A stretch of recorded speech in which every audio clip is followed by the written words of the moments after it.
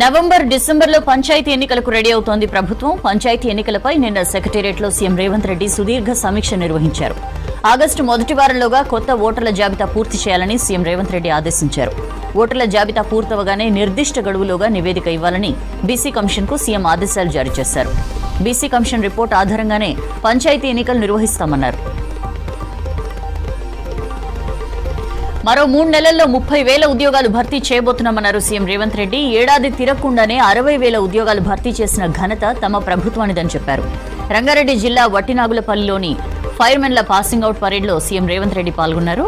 157 మంది డ్రైవర్ ఆపరేటర్లకు నియామక పత్రాలు ఇచ్చారు. తమది ప్రజా ప్రభుత్వమని, నిరుద్యోగులెవ్వరూ ఆందోళన చెందొద్దని సూచించారు.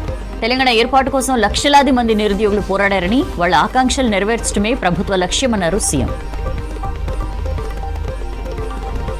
ఒకరోజు విరామం తర్వాత అసెంబ్లీ ఇవాళ తిరిగి సమావేశం అవుతోంది. గురువారం డిప్యూటీ సీఎం భట్టి విక్రమార్క అసెంబ్లీలో బడ్జెట్ ప్రవేశపెట్టారు.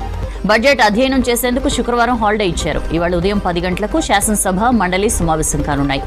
ఉభయ సభల్లో ప్రశ్నోత్తరాలు రద్దు చేసి నేరుగా బడ్జెట్పై చర్చకు అవకాశం కల్పించారు. అసెంబ్లీలో సమాధానం ఇచ్చిన తర్వాత మండలిలో సమాధానం ఇవ్వనున్నారు డిప్యూటీ సీఎం భట్టి. కమిషన్ల కోసమే ప్రాణహిత చేవెళ్ల డిజైన్ మార్చి మేడిగడ్డ దగ్గర ప్రాజెక్టు నిర్మించారని ఆరోపించారు ఇరిగేషన్ శాఖ మంత్రి ఉత్తమ్ కుమార్ రెడ్డి. కేటీఆర్ డెడ్ లైన్ కు భయపడే వాళ్ళెవరూ లేరన్నారు. ఎట్టి పరిస్థితుల్లో మేడిగడ్డ గేట్లు మూసేది లేదని తేల్చి చెప్పారు. 2 రోజుల్లో ఎల్లంపల్లి నుంచి పంపింగ్ మొదలు పెడతామన్నారు ఉత్తమ్. 94,000 కోట్లు ఖర్చు చేసి కాళేశ్వరం కడితే 93,000 ఎకరాలు మాత్రమే కొత్త ఆయకట్టు సాగులోకి వచ్చిందన్నారు ఉత్తమ్. కాళేశ్వరం కుంగుబాటుకు కారణం ఎవరని ప్రశ్నించారు. విమర్శలు చేయడానికి కేసీఆర్ కు సిగ్గుండాలని ఫైర్ అయ్యారు. బీజేపీలోకి బీఆర్ఎస్ విలీనానికి చర్చలు జరుగుతున్నాయని చెప్పారు మంత్రి కోమటిరెడ్డి వెంకటరెడ్డి.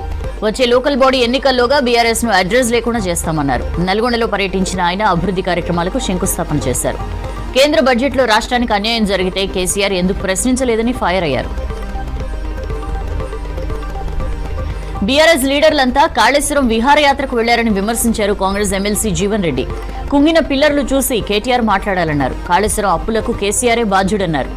30,000 కోట్లు ఖర్చయ్యే ప్రాజెక్టుకు 1,20,000 కోట్లు ఖర్చు చేశారని ఫైర్ అయ్యారు. వాస్తవాలను కప్పిపుచ్చుకోవడానికే డ్రామాలు ఆడుతున్నారని, చేసిన తప్పులకు శిక్ష తప్పదని అన్నారు జీవన్ రెడ్డి. 1,00,000 కోట్ల అప్పుతో రాష్ట్రానికి గుదిబండగా మారిన కాళేశ్వరం ప్రాజెక్టును కేటీఆర్ సందర్శించడం సంతోషమన్నారు చెన్నూరు ఎమ్మెల్యే వివేక్ వెంకటస్వామి. మీ తండ్రి కేసీఆర్ రీడిజైనింగ్ తో ప్రాజెక్టు ఎంత గొప్పగా కుంగిపోయిందో ప్రత్యక్షంగా చూడాలన్నారు. గత బీఆర్ఎస్ సర్కార్ ప్రాణహిత ప్రాజెక్టును గాలికి వదిలేసి ఉమ్మడి ఆదిలాబాద్ జిల్లాకు తీరని అన్యాయం చేస్తుందన్నారు. కాళేశ్వరం బ్యాక్ వాటర్ తో 1,000 ఎకరాల్లో ఏటా పంట నష్టం జరుగుతోందన్నారు. రైతులను కేసీఆర్ స్వయంగా కలిసి క్షమాపణ చెప్పాలని ట్వీట్ చేశారు ఎమ్మెల్యే. కాళేశ్వరం పర్యటనలో భాగంగా కన్నెపల్లి పంప్ హౌస్ ను సందర్శించారు బీఆర్ఎస్ ఎమ్మెల్యేలు, ఎమ్మెల్సీలు. తర్వాత మేడిగడ్డ ప్రాజెక్టు సందర్శించారు.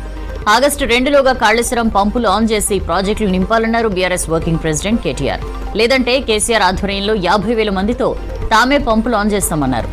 చిన్న సమస్య తలెత్తితే కాళేశ్వరం ప్రాజెక్టుపై విష ప్రచారం చేస్తున్నారని ఫైర్ అయ్యారు. ప్రభుత్వ నిర్లక్ష్యాన్ని అసెంబ్లీలో నిలదీస్తామన్నారు. 8 నెలలుగా కాళేశ్వరం నుంచి నీరు లిఫ్ట్ చేయకుండా ప్రభుత్వం పంట పొలాలు, ప్రాజెక్టులను ఎండిపోయేలా చేస్తోందంటూ ఫైర్ అయ్యారు నేతలు. అంతకుముందు మంచిర్యాల జిల్లా ఇందారం దగ్గర నీరు లేక ఎండిపోయిన గోదావరి నదిని పరిశీలించారు బీఆర్ఎస్ నేతలు.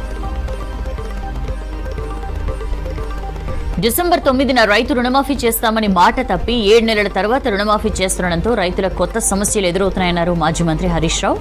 ముందుగా 7 నెలల వడ్డీ చెల్లించాకే బ్యాంకర్లు రుణమాఫీ చేస్తున్నారన్నారు. వడ్డీ చెల్లించేందుకు రైతులు కొత్తగా అప్పులు చేయాల్సిన పరిస్థితి ఏర్పడిందన్నారు. డిసెంబర్ నుంచి జూలై వరకు వడ్డీని తామే భరిస్తామని, రైతుల నుంచి వసూలు చేయొద్దని ప్రభుత్వం స్పష్టమైన ఆదేశాలు ఇవ్వాలంటూ ట్వీట్ చేశారు హరీష్ రావు.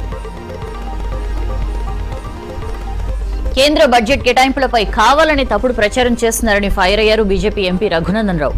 అన్ని రాష్ట్రాలకు సమానంగా కేటాయింపులు జరిగాయన్నారు. కేసీఆర్, రేవంత్ రెడ్డి ఆలోచన విధానం ఒకటేనన్నారు. తెలంగాణలో జెండాలు మాత్రమే మారాయని, విధానాలు మారలేదని విమర్శించారు. మార్పు అంటే బీఆర్ఎస్ ఎమ్మెల్యేలు కాంగ్రెస్ లోకి రావడమేనన్నారు. తెలంగాణకు కేంద్రం ఎన్ని నిధులు ఇచ్చిందో లెక్కలున్నాయని అన్నారు.